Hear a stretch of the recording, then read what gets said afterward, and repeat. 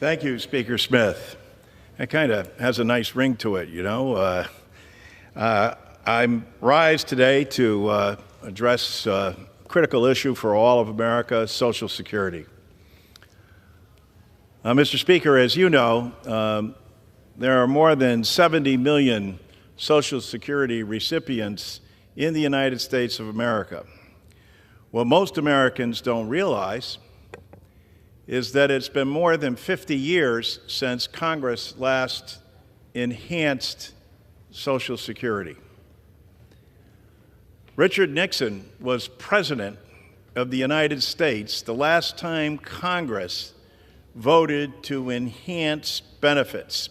Now, some will say, well, wait a minute, didn't we just recently vote on Social Security in terms of making sure that teachers and firefighters and municipal employees and police officers would be able to get Social Security insurance? And the answer is yes, we did, except it wasn't paid for, which means that when we say it hasn't been enhanced, in fact, what that did is cut the Social Security Trust Fund.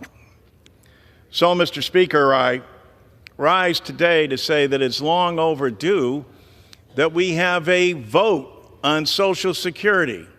That doesn't seem to ask too much of the new Congress, and after all, the incoming president says that he cares about Social Security and has proposed also that there be tax cuts for people on Social Security.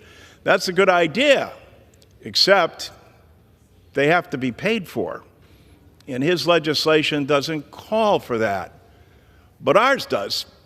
And so we put before the American people and will be bringing to the floor Social Security legislation that enhances the program for the first time in 50-plus years.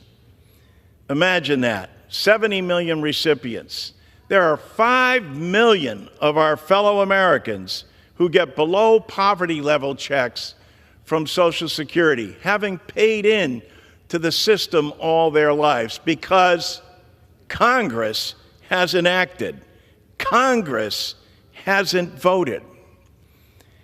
There are some 35 million Americans whom the only benefit that they have is Social Security.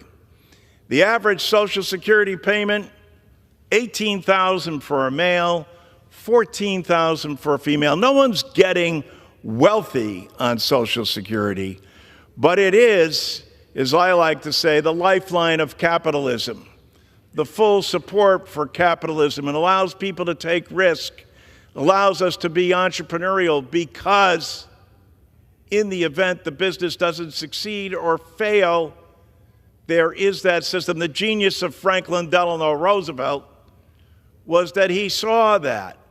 And the genius of successive Congresses was that they enhanced the program.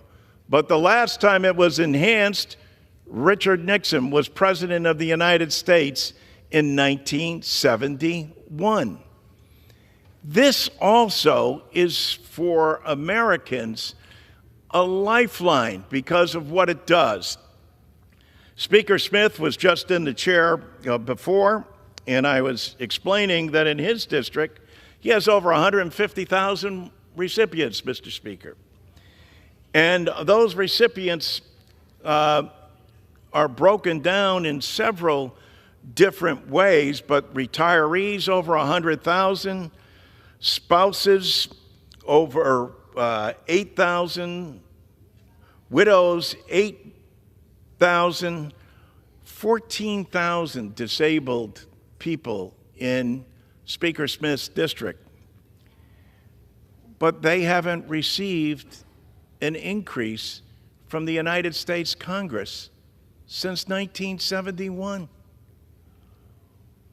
If you disagree with it, if you disagree that people don't deserve this, to have their Social Security updated, brought into the modern times that we live in, then vote against it.